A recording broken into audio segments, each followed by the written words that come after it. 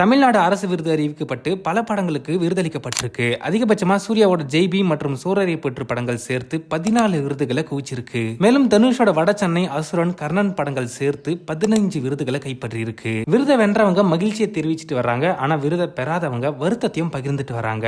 First கைதி படத்துல அமுதாவா நடிச்ச மோனிகா நான் 2016 இருந்து 2022 வரைக்கும் சைல்டு ஆர்டிஸ்டா நடிச்சிருக்கேன். ஆனா மாநில விருதுக்கான அங்கீகாரம் எனக்கு கிடைக்கல. ஒரு பிரைவேட் அவார்ட் ஃபங்க்ஷனா இருந்தா கூட விட்டுருப்பேன். ஆனா அரசு கௌரவிக்கிற விருதுல எனக்கு அங்கீகாரம் கிடைக்கல அப்படின்னு வருத்தப்பட்டிருக்காங்க. சூப்பர் டிலக்ஸ் படத்துல நடிச்ச அஸ்வந்த் சூப்பர் டிலக்ஸ் படத்திலயும் சரி, மை டியர் பூதம் படத்திலயும் சரி நடிச்சிருந்தேன். ஆனா நடிப்புக்கான சரியான அங்கீகாரம் கிடைக்கலனா அது வேஸ்ட் அப்படின்னு சொல்லியிருக்காரு. ஜூரி மெம்பர்ஸ் எல்லாம் இந்த மாதிரி படங்களை எல்லாம் பாக்குறாங்களா, இல்ல ஏன் இப்படி அநியாயம் பண்றாங்க அப்படின்னு சொல்லிட்டு வேற கேட்டிருக்காரு. அண்ட் நெக்ஸ்ட் இயக்குனர் பா ரஞ்சித் மக்களே உங்களிடம் ஒரு கேள்வி, Tamil Nadu state film awards announce பண்ணிருக்காங்க. இந்திய அளவுல கவர்மெண்ட் மூலமா கொடுக்கிற விருதுலயும் சரி, பிரைவேட்டா கொடுக்கிற அவார்ட்லயும் சரி, விருது அமைப்புகள் நேர்மையா செயல்படுதா அப்படின்னு கேள்வி எழுப்பியிருக்காரு. இன்னும் டானாகாரன் படத்துல எம்.எஸ். பாஸ்கர் மற்றும் லால் நடிப்பு அதிகமான பாராட்ட வாங்கிட்டு போச்சு. ஆனா கம்மியான நேரமே வந்த போஸ் வெங்கட்க்கு சப்போர்ட்டிங் ஆக்டர் விருதை கொடுத்திருக்காங்க.